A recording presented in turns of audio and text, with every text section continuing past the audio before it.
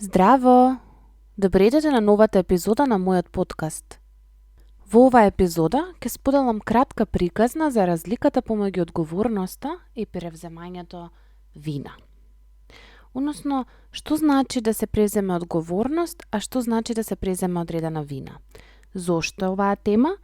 Затоа што ова е нешто кое што многу често го сретнувам, а верувам дека секој од вас барем еднаш се соочил со тоа да се чувствува виновно или некој друг да обвини, без при тоа да размисли дека вината едноставно носи друга енергија, додека одговорноста сосема друга. Јас секогаш викам дека кога човек е подготвен да научи нешто, учителот сам се појавува, секако доколку превземе одговорност да го слушне, да го види и да го уважи, она кое што ќе се сподели.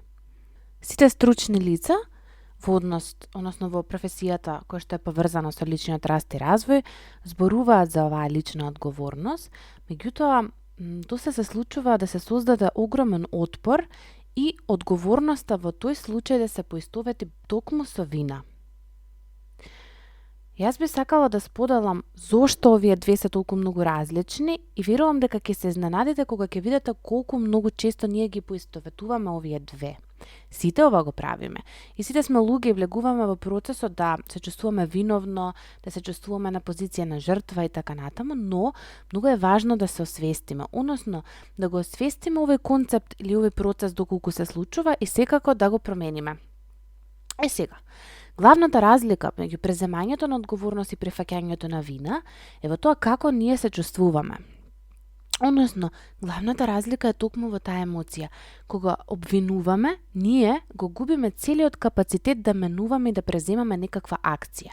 Сушност, вината е една позиција на состојба која што нас не ја одзема енергијата, ни носи чувство на истрошеност, на мизерност, на немоќ и кога се прифаќа вина, процесот станува болен затоа што прифаќаме нешто налик јас сум немоќна, јас сум глупава, јас не знам ништо, јас немам како да го направам ова, јас немам начин, немам капацитет и така натаму. Значи, каде што има вина, таму нема акција. Затоа што вината ја одзема потполно енергијата и можноста да се создаде акција. Сега, што е одговорност? Да се даде одговор, да се одговори. Или на англиски responsibility, the ability to respond. Можноста да даде одговор, можноста да се реагира, можноста да се преземе одредена акција. И мислам дека ова е нешто кое што е доволно за да се види разликата. Responsibility, the ability to respond, или одговорност, можноста да се одговори. Ние сите имаме можност да одговориме, меѓутоа, вината е таа која што нас не ни дава можност да реагираме, туку буквално не замрзнува во една точка на немоќ. Сега, додека оваа тема е многу комплексна, и многу често, не само што луѓето знаат да преземат и поголема одговорност од онаа која што е нивна. Значи, често ние преземаме одговорност која што не е наша. Но, тоа е една друга тема и тоа е една друга перспектива на одговорноста. Тука сакам да се задржам кратко, само исклучиво на разликата помеѓу одговорноста и вината, односно на разликата во чувството и во преземањето на акција. Затоа што цело време зборувам дека ако првиот чекор кон промена е свесност, вториот е прифаќање, третиот веќе е превземање на одговорноста. Доколку ние прифатиме вина, ние во ниту еден момент нема да можеме да преземеме некаква акција за нешто да промениме. Затоа, наместо да преземаме вина, убаво е да преземеме здрава одговорност, односно одговорност која што во тој момент е наша, со одредени граници, со одредени правила, до каде сме ние, од каде почнува другиот. Сега ова е комплексен процес, некогаш е тешко да се одреди до каде, што и како, но доколку преземеме одговорност која што не е наша, исто така доаѓаме во момент на немоќ, односно доаѓаме не во момент на немоќ, туку во момент на истрошување, во момент веќе на еден burnout, на прегорување. И секако другата личност нема одговорност, нема што да прави, нема со што да се носи и едноставно кога некој ја губи одговорноста, ја губи можноста да одговори, односно можноста да презема акција. Така што ние сме еднакво негативни и лоши кога ја преземаме туѓата одговорност, како што кога ја преземаме вината, во наводници лоши, нели? како еден по-негативен, односно непожелен процес го носам тоа. Сега, тука се многу важни границите, како ние не би гледале црно-бело на нештата и не би се фокусирале на екстремите, на поларностите. Секако дека не сме виновни за туѓата травма или за туѓото лошо расположение, но одговорни сме за тоа како и што ќе направиме во врска со тоа. Значи, каква акција ќе преземеме кон одредена цел, било да е лоша или добра. При тоа да ги прифатиме последиците која истата ќе ги донесе. Јас често велам дека ние не сме одговорни за тоа како другите се чувствуваат, меѓутоа постојат позиции, односно места каде што сме и како одговорни. Значи, доколку ние преземеме одредени акции кои што сме свесни дека другата личност ќе ја повредат, нормално дека ние носиме одговорност за нашиот дел, а другата личност носи одговорност за тоа како ќе реагира. Сега, ќе повторнам, одговорноста е преземање на акција кон одредена цел, при тоа да ги прифатиме последиците која истата ќе ги донесе. Што значи дека доколку излеземе слабо облечени, а надвор е многу ладно, наше е да си ја преземеме одговорноста за последиците доколку потоа настинеме. И ова е нешто кое што многу често се случува и во тинеџерските години, и во младата зрелост и така натаму, меѓутоа се превлекува во текот на животот.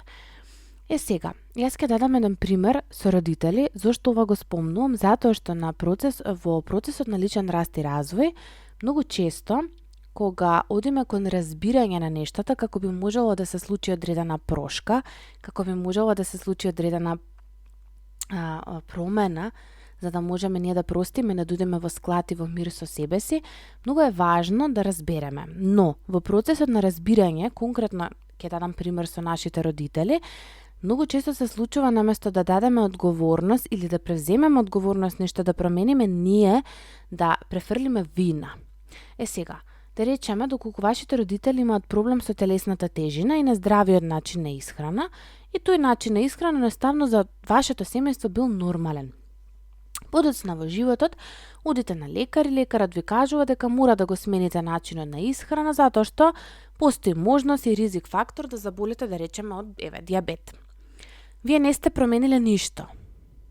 И нормално, после пар месеци се остварува оно кој што лекарот го кажал дека може да се случи и одите повторно на лекар, наместо да ја прифатите одговорноста, вие почнувате да ги обвинувате родителите за тоа како ве израснале и продолжувате да се храните нездраво, а со тоа само си ја влошувате ситуацијата. Колку е ова познато? Јас поделив само еден мал сегмент, односно еден мал пример со телесна тежина како нешто што е видливо, но колку е ова реално. И често го имаме. Родителите се виновни за ова, моите се виновни за ова, татко ми е виновен за тоа што не сум успеал, мајка ми е виновна за тоа што не сум успеала во животот и така натаму, а изостанува моментот на јас сум одговорна, што ќе направам понатаму и како тоа ќе го променам. И затоа оваа тема сметам дека е многу важна, да бидеме свесни која е разликата помеѓу вината и одговорноста, доколку ние само и само ги обвиниме родителите. Во ниту еден момент не им ја даваме одговорноста да нешто променат, а од друга страна ние не ја преземаме одговорноста да ние нешто промениме.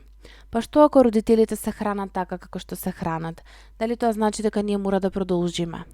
Затоа повторно ќе спомнам, тоа се здравите граници кои што научат да се одделиме од одредени шаблони кои што за нас повеќе не се здрави, без притоа додека се делуваме да го гледаме тоа од позиција на вина, на критика, на негативна енергија и на нељубов, туку напротив, додека се одделуваме, додека се сепарираме да го правиме тоа со многу љубов, со многу поддршка, со многу уважување и на еден нежен начин кој што нас доволно ќе ни даде убава подлога да можеме да растеме во нешто друго. Односно, со самото презимање на одговорност, ние се менуваме. Секако дека е потребно време да се открие коренот и секако дека родителите си носат одговорност за тоа што се случило, но тука и сега вие имате одговорност да промените нешто. Тоа не значи дека нема да си дадете време да тагувате, да бидете лути, да бидете гневни на родителите. Секако дека се дава време, секогаш е потребно време за да поминат овие емоции кои што се нормални, кои што се склад од животот и кои што на некој начин нас ни помагаат да се освестиме. Лутината е првиот знак за поставување на граници, односно првата емоција која што се појавува во овој процес и која што доколку не обработиме, ние нема да продолжиме напред.